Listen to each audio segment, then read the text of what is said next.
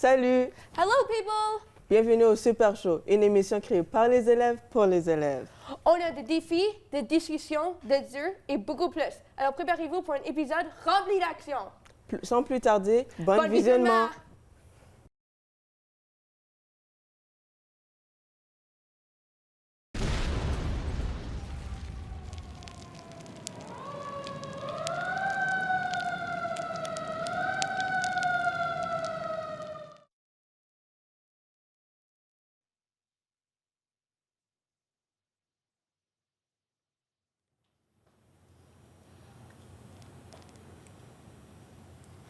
Bonjour et bienvenue au segment Mise au feu!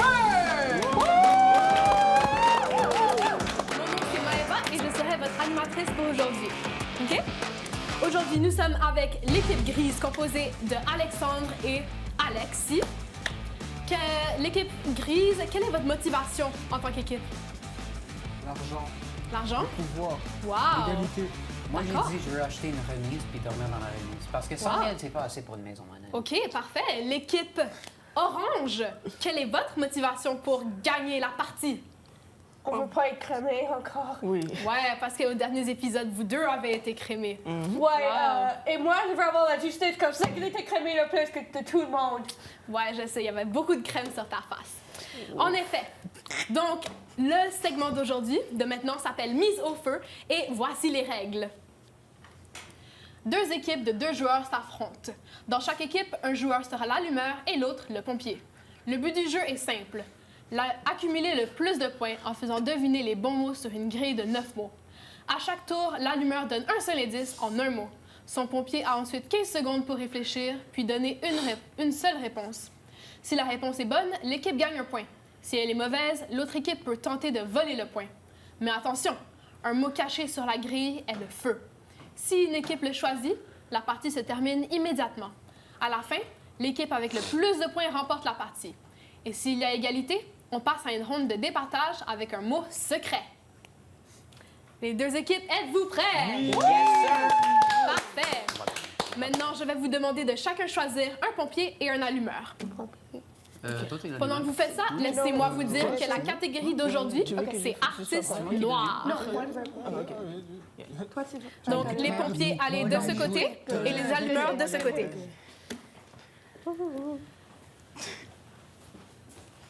Donc, avec catégorie artiste noir, êtes-vous prêts? Yeah. Oh, parfait! Donc, allez, on n'a pas beaucoup de temps. Semaine. Avec la grille. Ouais, OK, 15 secondes maintenant. The Weeknd? Week-end, mais peut-être que Rihanna aime beaucoup la semaine. Mais non, c'est une bonne réponse. The Weeknd pour l'équipe orange. Oh, man! Ouh. Allez, vite. 3, R&B. R&B. T'as 15 secondes. Allez, Alexandre. Kendrick. Il va pleurer. Et c'est une mauvaise réponse, malheureusement. Équipe orange, vous pouvez voler le point. Beyoncé. Et ce n'est pas Beyoncé non plus.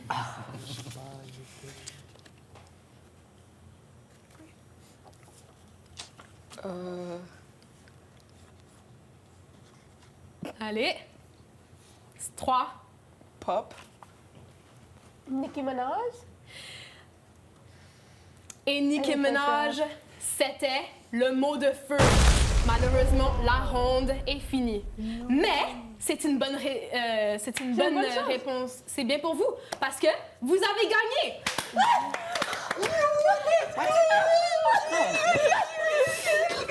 OK, ça va. Calm down. C'est ta faute. Wow, vous n'allez pas vous faire tarter pour la première fois de cette émission. Non. Alors, équipe grise, choisissez. Alexis? Non, moi, Lequel des Alex? mon avion m'attend. Ton avion t'attend? Ouais, c'est parce que... Alex, Merci, Alex. t'enlèves tes lunettes ou pas?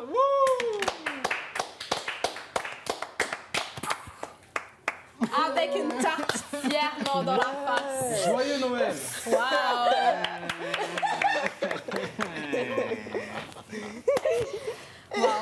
Merci beaucoup d'avoir regardé ce segment. On passe maintenant à la ronde 2, où nos deux gagnants pour une première fois, courront la chance de gagner 100 000 $. Let's get it. Wow. Ouais.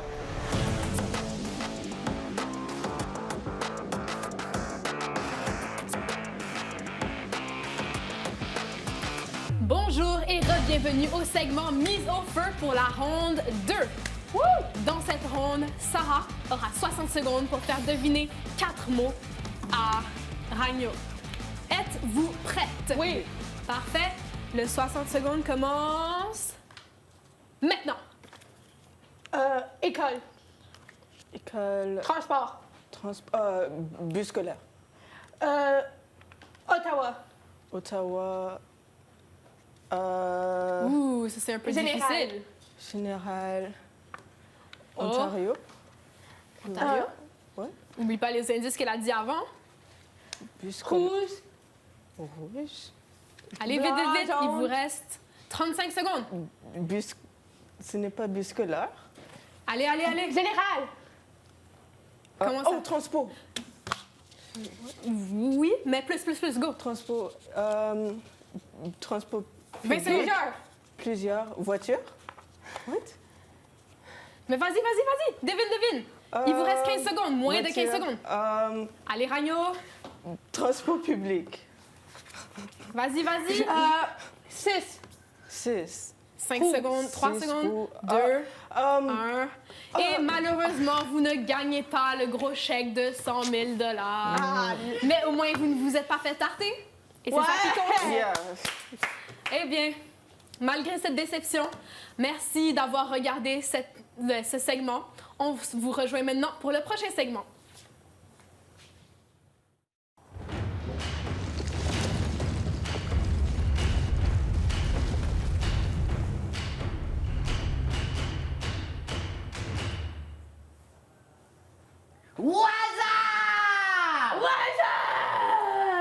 On sont tellement forts. Bienvenue au segment débat. Aujourd'hui, on va faire les livres contre les films. Ici, j'ai Sarah, notre meilleure connaisseur des livres. Merci. Nerd. Et notre favorite movie watcher, Mathieu, sur ce bord. Oui, merci. Content d'être ici. On va espérer que vous avez tous les deux des bons arguments de préparer. Êtes-vous prêts? Oui. On se calme. Donc, on commence avec Mathieu. Vas-y, je t'entends. Donc, ma premier argument va être à propos de comment une adaptation de film peut permettre de simplifier une œuvre. Donc, prenons la bande dessinée Batman Under the Red Hood et comment le film l'a modifié pour rendre l'histoire plus facile à comprendre pour une nouvelle audience. Donc, originalement, l'histoire hors du livre tourne autour de la ressuscitation du deuxième Robin de Batman, Jason Todd. Maintenant, dans la bande dessinée, c'était... OK, honnêtement, c'est toi le nerd. Tu parles beaucoup trop. C'est alors. Vas-y, Sarah, dis-moi quelque chose d'intéressant sur les livres. Absolument. Les livres sont juste... Ouais, c'est ça le point des livres. Ils sont supposés être complexes. C'est ça ce que les gens veulent dans une histoire. Ils veulent des personnages avec une moralité plus grise. Ils veulent voir plus de détails. Le plus de détails qu'ils peuvent avoir dans une histoire. C'est ça pourquoi les gens se rentrent dedans. Les films sont pour les gens qui ne veulent pas mettre du temps dans leur histoire. Les livres sont pour les gens qui carent. Merci, Sarah. Mathieu, as-tu quelque chose d'intéressant à dire pour une fois dans ta vie? Nomme-moi combien de personnes ont lu les livres How to Train Your Dragon. Honnêtement, j'en connais quelques-uns. Plus que ceux qui ont vu des films? Moi. Je connais quelques-uns qui ont lu le livre. Tu es un menteur et je te crois Son pas. argument tombe plat sur J'ai aucune idée de quoi tu parles. Personne connaît les livres de How to Train Your Dragon. J'ai eu toute une conversation à propos pendant tout un dîner avec quelqu'un à un point. OK, Est-ce que cette donc personne- parle-en-nous. Des livres How to Train Your Dragon. Ouais, les personnes ont dit qu'ils étaient complètement... Moi, je les ai pas lus, mais j'aimerais les lire un jour. Mais ils ont dit que c'était... J'ai pas eu la chance de les lire car j'ai d'autres livres. Donc, ils ont dit que le film a complètement détruit l'histoire, comme Astrid était même pas là dans le livre. C'était moins un livre, une histoire, de cet amour, mais plus concentré sur le dragon, de ce qu'on m'a dit. Et ça, je trouve que ça, C'est quoi? important. Je pense peut-être leur opinion était biaisée parce qu'ils avaient déjà lu les livres. Ouais, mais c'est ça le point. Si un film est supposé d'adapter un livre... Mais un qu'est-ce qui livre, arrive si pourquoi quelqu'un, c'est- par exemple, regarde un film avant de lire le livre et il préfère le film? Dis-moi quelque Oui, chose. en effet. Puis comme honnêtement, j'ai certain que ça serait le cas pour How to Train Your Dragon à cause l'histoire du livre, c'est complètement différent du film. Et honnêtement, le film, je pense que c'est juste mieux comme histoire. À cause du livre, c'est excessif dans beaucoup de places envers comment la société comme traite et comme les dragons. Tout le monde est comme trop exagéré. Mais dans les films, ils sont plus rationnels, sont plus réalistes, sont plus humains. Donc, toi, tu penses vraiment que t'es comme stuck on this? Ouais. C'est How to Train Your Dragon, les films, c'est meilleur. Oui. Quoi d'autre? Juste ça? Pas Ben d'autres non, films? il y a d'autres livres d'autres films que je crois qui sont meilleurs que le livre, ou sont plus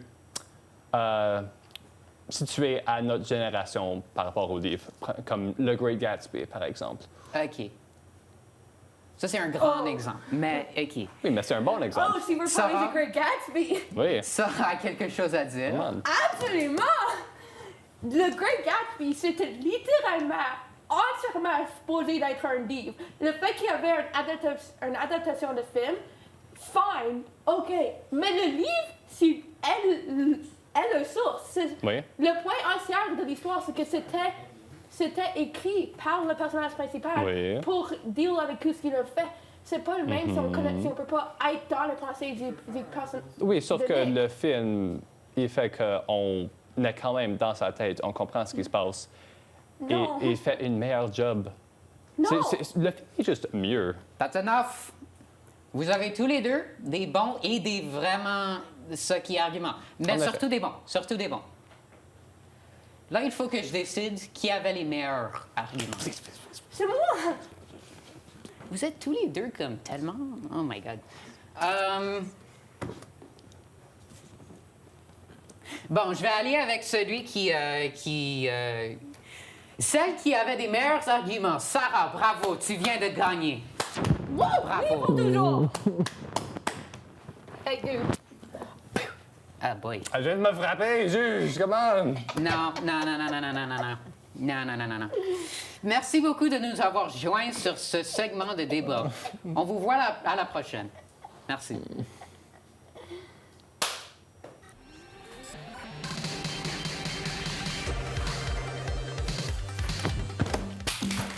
Bienvenue au Défi Minute. Je suis votre animateur Simon Denis.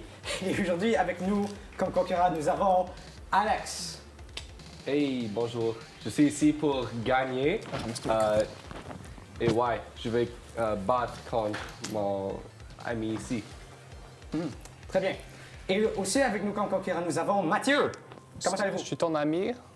Oh, merci. Oh, Ça, c'est bien. Oh, je vais quand même te battre. ouais, vraiment. Bon, aujourd'hui, le jeu est très simple. Le défi est très simple. Vous deux, vous avez des dominos. Faisez pas attention au fait que ça dit Jenga dessus. C'est des dominos. Et votre défi, c'est de faire la ligne la plus longue de dominos qui fonctionne. Celui qui a la plus longue ligne et qui a une meilleure tombage de dominos gagne. Comprenez? Oui. Vous êtes prêts? Oui. Parfait. Et aussi, je devrais aussi dire que le gagnant gagnera 10 000 $. Wow. Oh, OK. Donc, est-ce que vous Wow. êtes prêts? Oui, absolument. Parfait. 3, 2, 1, go! OK. Mathieu, sa stratégie, c'est d'en prendre deux en même temps. Très bonne idée. Pendant que Alex fait 3, 4 à la fois. Wow! Et Mathieu commence à courber sa ligne. Je me demande qu'est-ce qu'il va planifier avec ça. Je sais pas si c'est un trop gros espacement. Je pense que ça devrait être rapproché un petit peu plus. Peut-être ici. Parfait. Ah, merci. Ah, Je pense que c'est très bien. ouais. Et Alex aussi commence à courber sa ligne, mais fait plus un point d'exclamation avec. Très intéressant. Oh, j'entends la porte. Ça, c'est bizarre. Oh, Simon, regarde là-bas. Non, Qui est Simon. là? Oh. Qui est là? Oui! Hey! Hey! Hey, hey, hey, hey, hey, hey, hey. Stop it! Stop it! Stop it! Hey, Oh! C'est ça qui arrive aux tricheurs, Mathieu. Ah. C'est ça qui arrive. Fit.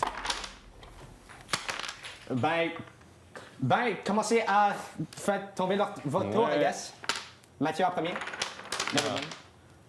Hey! Yeah, Ah. désolé, Mathieu. Les perdants sont des tricheurs. Et le gagnant est Alex. Hey! Je Très suis le bien meilleur. Voici ton chèque de Oh, 10 merci. 000 $10 000. Je peux acheter tellement de pommes avec ceci. Très bien joué. J'espère que ce défi vous a appris une leçon à propos de tricher et comment c'est pas bon, au moins que l'animateur le fait.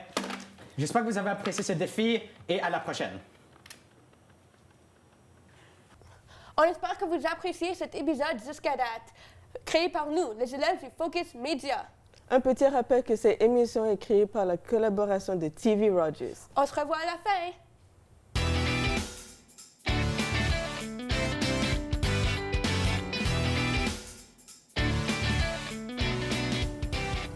Bonjour tout le monde, je suis votre animateur Alex et bienvenue au segment Table Ronde. Aujourd'hui, moi et mes coéquipiers, on parlera des différentes années de musique. Alors, on commencera avec quelle était la plus grande différence entre les différentes générations de musique? Ouf.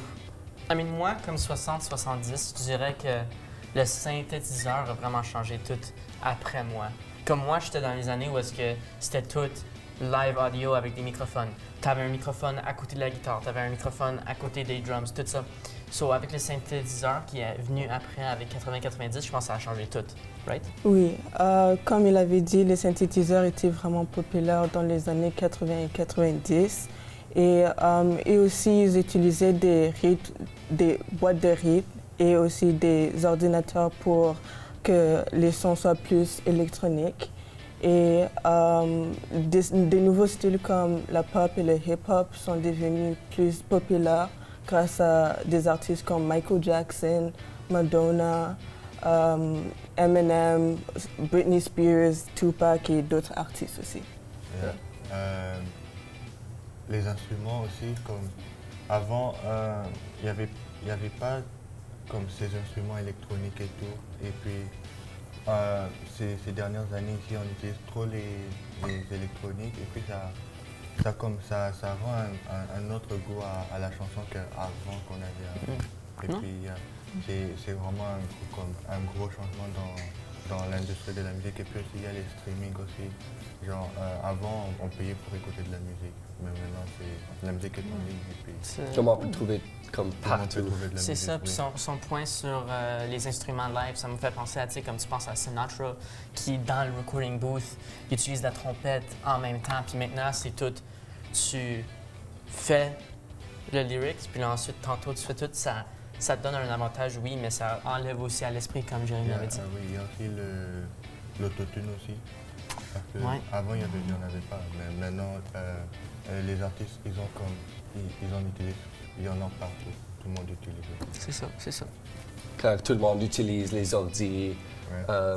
et ça juste crée une atmosphère beaucoup plus comme artificielle Ouais. comparé aux années comme 60 où c'était beaucoup plus comme traditionnel. Soul music. Ouais. Et maintenant, c'est beaucoup plus, quand tu les entends, les chansons anciennes, c'est beaucoup plus nostalgie. Ouais.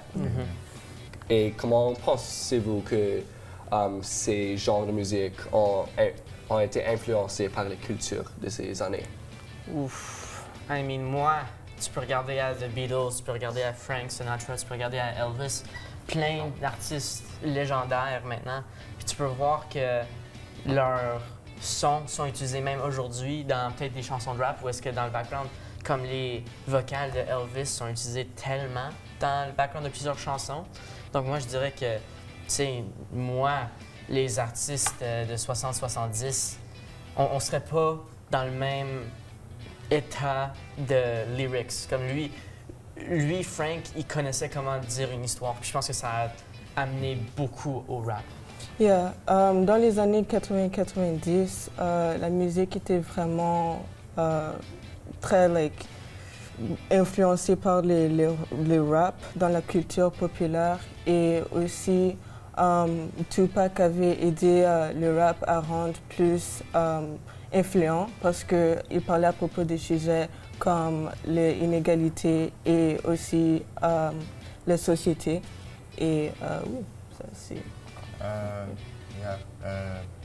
Comme on a parlé des histoires, Rémi a parlé des histoires dans la musique, Oui. comment il racontait les histoires. Mais aujourd'hui, la musique, c'est devenu, comme les artistes disent comme un peu n'importe quoi. Ils disent juste tout ce qui passe dans la tête, tout ce qui rime avec ce qu'ils ont dit avant. Et puis, genre, il n'y a pas une histoire vraiment derrière la musique. C'est qu'il y a, ça a trop changé aussi la musique avant. Et puis aussi l'utilisation des samples, comme les anciennes chansons. Et puis, comme tu essaies de remixer ça à ta manière. C'est beaucoup. Mais une chose à ajouter, oui, il dit des choses un peu random, mais ça peut aussi être bon parce que ça laisse la musique chanter elle-même sans l'utilisation de comme l'histoire, right? Parce que des fois, c'est merveilleux, surtout dans les chansons qui sont entre 70 et 80. Yeah. Mais 90, tu commences à perdre ça, puis ça... Je pense que c'était pour le meilleur, right? On voulait de la musique qui était plus pour danser, on dit. On peut voir aussi, comme dans les films modernes, ils utilisent beaucoup les chansons qui sont beaucoup plus comme encore anciennes, pas comme tellement modernes. Yeah. C'est pour vraiment capturer la nostalgie dans les gens. Et comme tu as dit, comment c'était influencé. Par exemple, Michael Jackson avec le moonwalk. Maintenant, tous les films, il y a beaucoup de films et de choses qui ont des moonwalks. Oui. C'est juste partout. Yeah. Non, c'est ça. Puis tu as parlé de moonwalk, right, comme la danse. Où est-ce que tu peux voir que le rap, les années 80-90, ça, c'est les seuls dance moves qu'on voit maintenant dans le présent, right? On voit pas rien d'original vraiment. Quand on voit quelque chose d'original, c'est juste des remixes comme on voit sur TikTok, il y a des mélanges de d'autres chansons. Mais 60-70, la danse, c'était quand même nouveau. Là. On avait le jazz qui venait, puis c'était le swing, puis tout ça. Donc, c'était plus la danse naturelle. C'était de la danse que tu faisais sans penser, right? C'est le swing, c'est le click, tout ça. Mais avec le rap et le pop, ça a fait que c'était une histoire chaque danse, right? Yeah. OK. Ben, je pense qu'on a appris beaucoup à propos des différentes générations de musique aujourd'hui, oui. Alors, et je pense que les personnes qui ont regardé ce segment aujourd'hui ont aussi appris beaucoup. Et ça va terminer notre segment de table ronde aujourd'hui à propos des différentes générations de musique. Merci de nous avoir regardés et à la prochaine.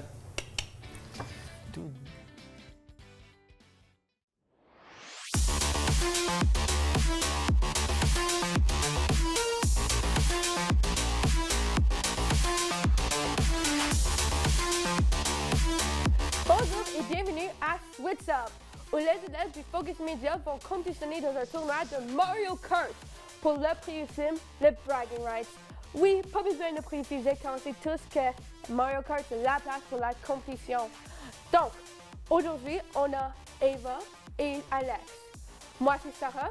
Je vais être en charge de votre commentaire live. On va commencer à parler avec Ava. Qu'est-ce que tu veux prouver aujourd'hui? Je veux démontrer à tout le monde qu'avoir un petit frère a des bénéfices pour être le meilleur à Mario Kart. Ouais. Je ne vais pas être battu par Alex. C'est vrai. Moi, j'ai un grand frère et un petit frère. Et Alex, on va... J'ai mon cheerleader avec moi aujourd'hui, car sinon je vais perdre. Mais ouais, je suis prêt à gagner. OK, c'est une... On n'a pas le droit de cheerleader ici, donc tu peux juste le... Oh. Mais je vais perdre maintenant. Ouais, c'est les règles. OK, On excuse. OK, maintenant, retourne à toi, Alex.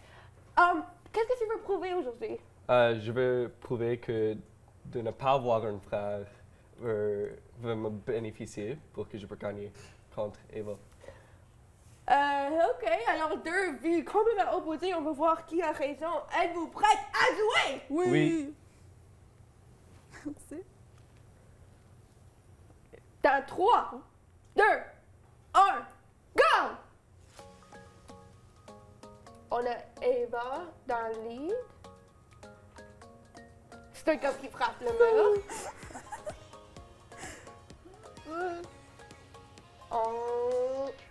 Ah! Et est-ce que Alex a pris un bon chemin pour dépasser Eva? On continue. Dans le tunnel qui ouvre, il manque les items. Et Eva le prend. Qu'est-ce qu'elle va avoir?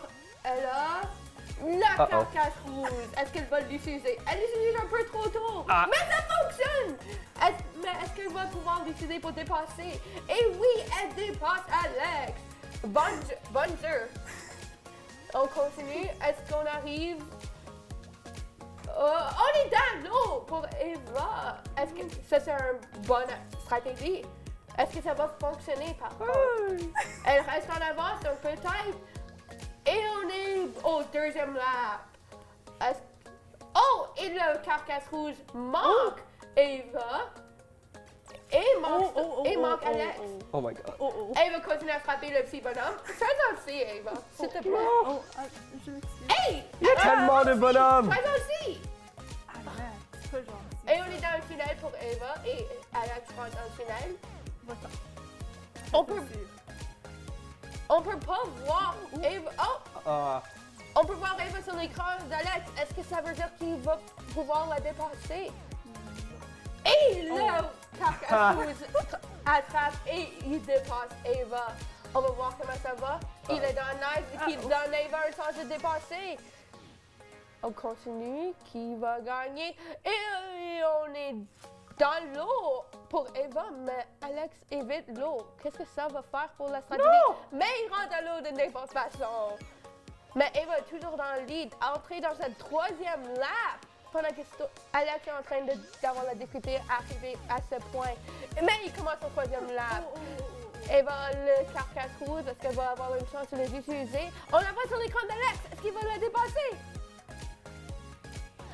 Non, il ne peut pas la dépasser. Si elle lance la carcasse rouge en arrière, peut-être ça va lui mettre un peu plus en arrière. Ça va pas frapper, même bonne stratégie. Oh my god. Non, va-t'en! Go! Oh my god! Près du fait, on y va. Qui va? Oh non, C'est non! Oh my god! Eva, continue, sors de la neige. Tu dois gagner. Go! S'il vous plaît! Non. Oh my god! Il évite Tu es l'eau. notre étoile! What? Yes! C'est quoi? Il évite C'est l'eau. quoi ça? Elle est dans l'eau. Est-ce que ça va aider? Oh my god! Est-ce que ça va la... Yes! Oh Oh my god! On va la laisser finir, elle est proche. Mais félicitations. Félicitations. Je suis le meilleur! Oh, mon cheerleader ici! Oh, T'as triché. merci cheerleader. Sors. C'était ton cheerleader qui jouait pour toi. Non, il n'a pas de contrôleur. On n'a pas de preuves, donc on peut pas, mais... Pas de problème, tu pourrais avoir une autre chance à avancer dans un autre ronde. Et toi, tu as garanti une place dans la prochaine ronde. Es-tu prêt pour ronde 2? Ouais, l'autre fois, je vais avoir mon cheerleader avec moi. Non. Je peux gagner. Oh, ok. Ok, mais quand même, je vais gagner la prochaine fois. Tu vois, tu pourrais gagner sans ton cheerleader. Et ça semble que pas avoir un frère gagne pour Mario Kart. À la prochaine, où 2 autres personnes vont compétitionner pour avancer. Bye! On espère que vous aimez cet épisode du Super Show. Surtout mon segment. On se revoit à la prochaine épisode. On y va.